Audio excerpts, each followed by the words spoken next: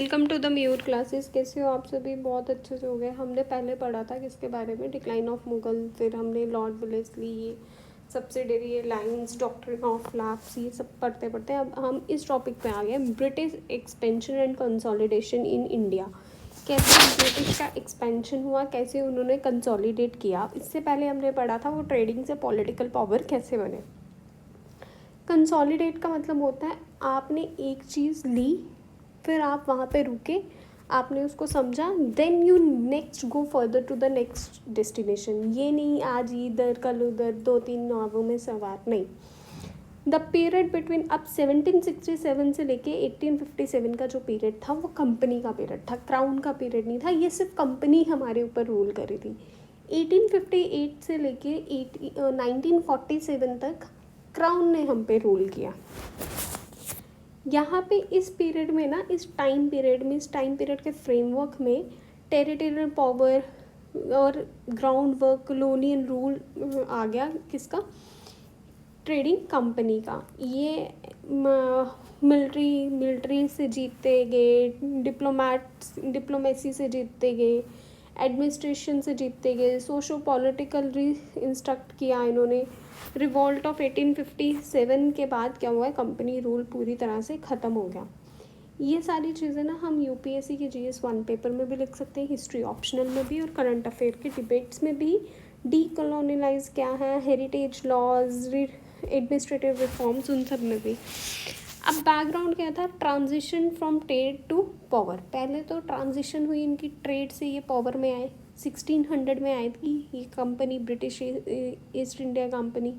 इनका फोकस क्या था, ट्रेड करना। पर जब इन्होंने देखा मुगल्स डिक्लाइन हो रहे हैं तो इन्होंने ये अपॉर्चुनिटी समझी और उस अपॉर्चुनिटी को ग्रैब किया और यहाँ पे पावर की तरफ चल पड़े। की फैक्टर्स क्या थे? पहले तो डिसइंटीग्रेशन होना, आपस में ही लोग लड़ पड़े, मुगल्स लड़ पड़े। इनकी नेवल अच्छी थी, मिलिट्री ऑर्गेनाइजेशन, क्योंकि औरंगज़ेब की डेथ के बाद मिलिट्री यहाँ पे डाउनग्रेड होती गई। Divide Indian polity and lack of unity among Indian rulers. ये ना इंडियन पॉलिटी और यूनिटी इनके बीच में, इंडियन रूलर्स के बीच में ख़त्म होती है। Economic and political ambitions of the company, इनके इकोनॉमिक और पॉलिटिकल एम्बिशंस जो थे कंपनी के, वो भी ख़त्म हो गए हैं। मतलब कंपनी के बढ़ते गए, ख़त्म नहीं होते गए, कंपनी के बढ़ते गए, क्योंकि ये सपोर्ट कर रहे थे, हाँ हम तुम्हें राजा बना देंगे, तुम्हें ये चीज़ करनी होगी। राजा बनने के लालच में मुगल्स या इंडियन रूलर्स क्या कर रहे थे, इनको सपोर्ट दे रहे थे। और इनको पूरा का पूरा सपोर्ट का था ब्रिटिश क्राउन और पार्लियामेंट से, तो इनको कोई क्वेश्चन करने वाला नहीं था। फिर अर्ली कॉन्क्वेस्ट और वॉर्स कौन सी हुई, 1767 से लेके 1800 के बीच में। पहला फेज जो था कार्नाटिक एंड मैसूर वॉर, कार्नाटिक और मैसूर वॉर हुई, mark the beginning of British French rivalry in India. ये एक ब्रिटिश राइवल थी इस इंडिया में। The third Carnatic war and हुई विद ट्रीटी ऑफ पेरिस 1763 में, और ब्रिटिश की सुप्रीमेसी आ गई पूरे साउथ इंडिया में। हमने कार्नाटिक वॉर्स के बारे में पढ़ा था, क्या है क्या नहीं। फिर उसके बाद आई एंग्लो मैसूर वॉर 67 में और 99 में, 99 तक चली, 1799 तक चली। किसने लड़ी? हैदर अली एंड टीपू सुल्तान ने। इनके बीच में एक ट्रीटी हुई, ट्रीटी ऑफ श्रृंगाईपट्टनम 1729 से, जिसमें 29 में, और ये था एंड थर्ड सैंक्लो वॉर में, जिसमें मैसूर पावर ख़त्म हो गई। फिर आई फोर्थ वॉर 1799 में, जिसमें टीपू सुल्तान की डेथ हो गई और ब्रिटिश के अंडर चला गया पूरा का पूरा मैसूर।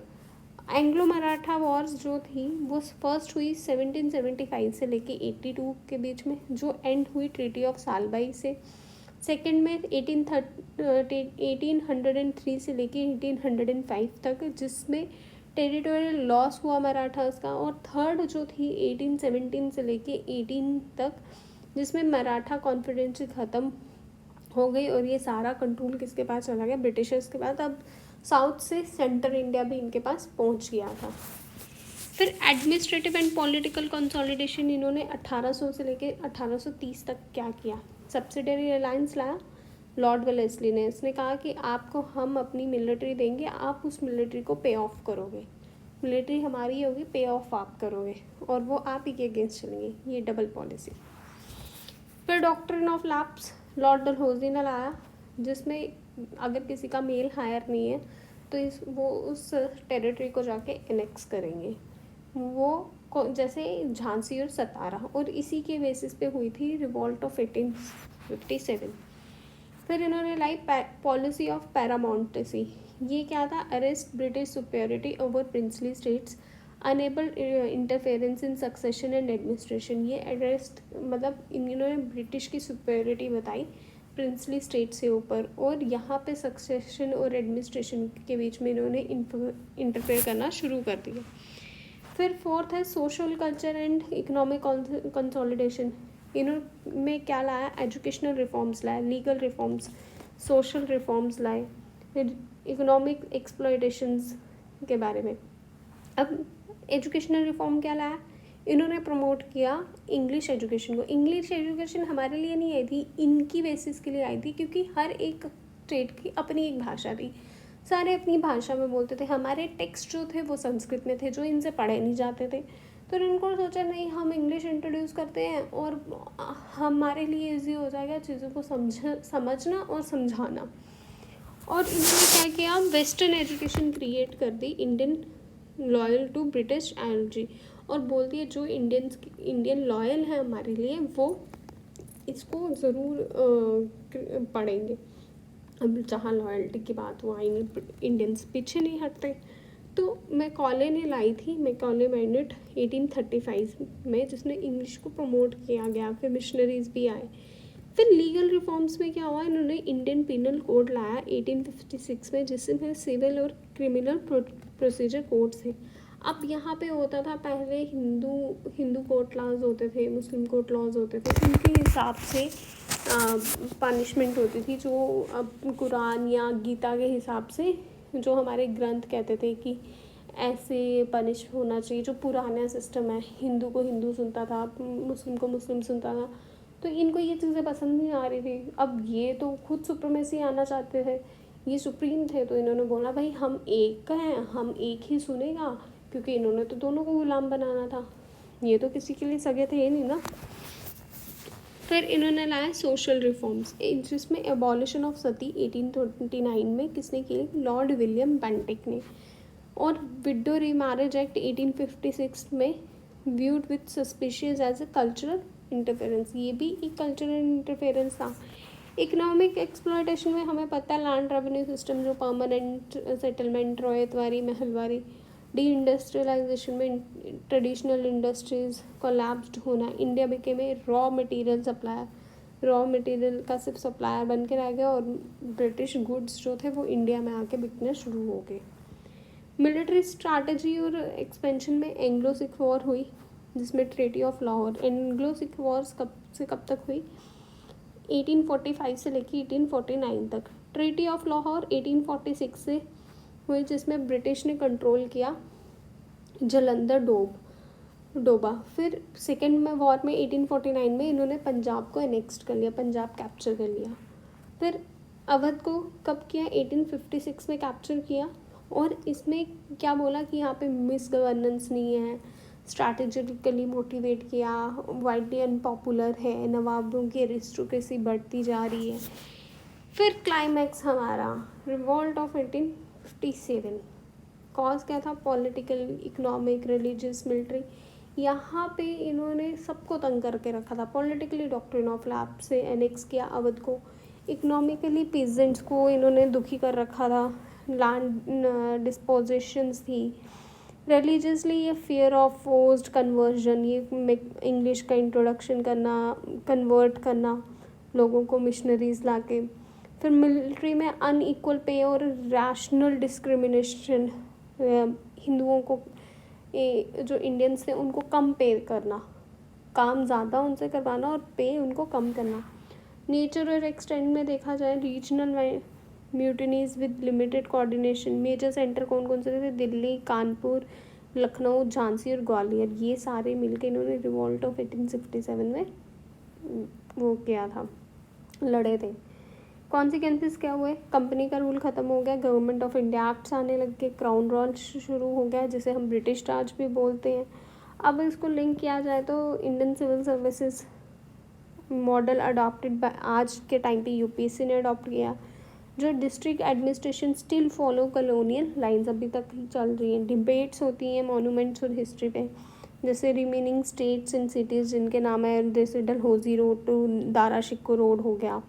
डिमांड किया गया रिमूव कॉलोनियल स्टैचूज़ को एंड रिवाइज करो टेक्स्ट बुक्स को, इसकी डिमांड चलती है। Land revenue system modern day land agrarian trace back to colonial system, आज भी लगते कॉलोनियल सिस्टम है।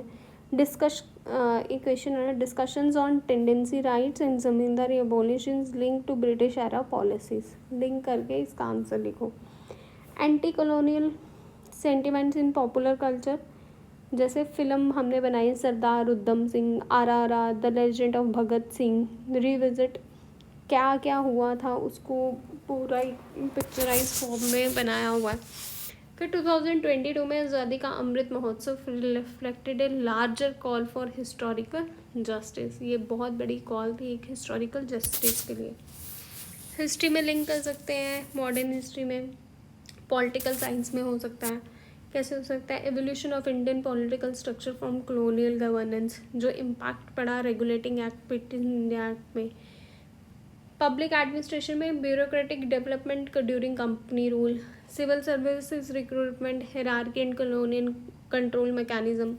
सोशियोलॉजी में social restructuring, caste, religion, modernity पे की प्रोविजंस उनके। Robert Clive, founder of British power in Bengal after battle of Plassey, Lord Cornwallis permanent settlement के लिए, लॉर्ड हेस्टिंग पॉलिसी ऑफ पैरामाउंटेंसी के लिए।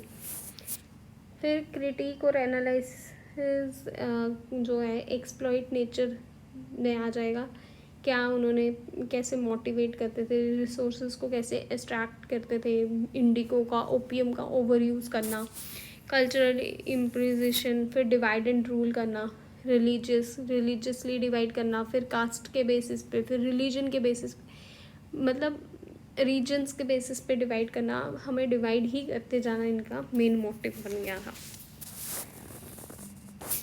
ये रहे क्वेश्चंस, इनको ट्राई करना। जैसे the conquest of India was as much the result of Indian weakness as British strength, discussed with the reference to key regional powers. Critically evaluate notion that the British imposed a centralized state structure alien to Indians' traditional governance model. How did the colonial expansion and policy of British in between 1767 and 1857 impact India's social cultural fabric? Analyze how the British approach to law, education, administration during this period created a new Indian middle class. What were the long-term implications? In what ways does the colonial legacy of this period still influence contemporary governance and administration structures in India? इन सब के बारे में लिखो। अच्छा, ये सारी चीज़ें हम कहाँ पर डाल सकते हैं? ये बेस मटेरियल मॉडर्न इंडिया के क्वेश्चंस में पैरेलल डाल सकते हैं, एवोल्यूशन कर सकते हैं सिविल सर्विसेज के साथ GS2 में। GS4 में हम एथिक्स में डाल सकते हैं स्वराज और सेल्फ गवर्नमेंट्स, और ऐसे में तो हम डाल ही सकते हैं कॉलोनियलिज्म, लीगेसी ऑफ एम्पायर। ये पढ़ते जाओगे, ये क्वेश्चन आते जाएंगे, और ये क्वेश्चन ट्राई करना लिखने की। अब ये एक ओवरव्यू था, अब इसको हम डिटेल में पढ़ेंगे कि साउथ इंडिया में कैसे किया, फिर बाकी स्टेट्स में कैसे किया, आहिस्ता आहिस्ता वहाँ पे पढ़ेंगे उन्होंने वहाँ पे कैसे कैसे एनेक्स्ट किया। आई होप आपको समझ आया होगा। Please like, share, subscribe, in comment. Bye bye, take care, Radhe Radhe.